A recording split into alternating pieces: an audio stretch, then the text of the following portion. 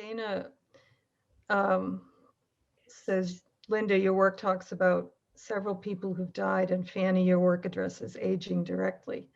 Have these realities, death and growing older, changed how or what you find yourself writing? And I think just Fanny will say more, but she just talked about that kind of feeling of disappearing.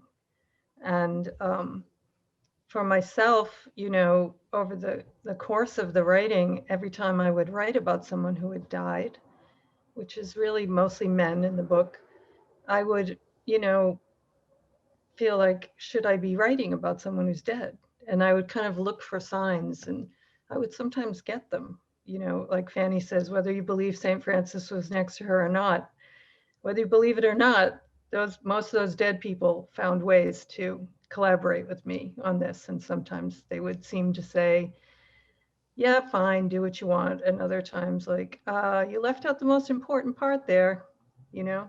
So I definitely was living with those who don't live here anymore while I was writing.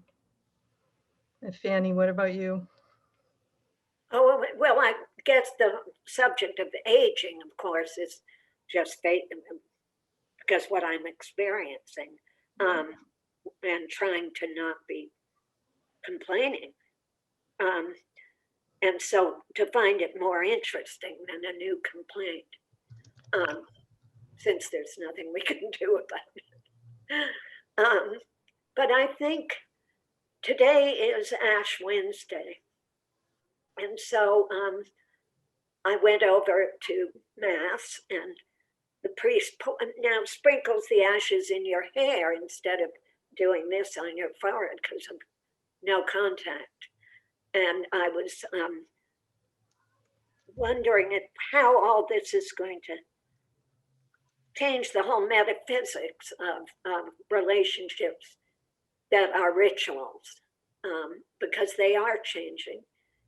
And it's just all the empty churches and the empty places everywhere of all kinds are beyond our understanding now. I think we will understand it if we live long enough, in 20 or 30 years. But I don't see how we could now.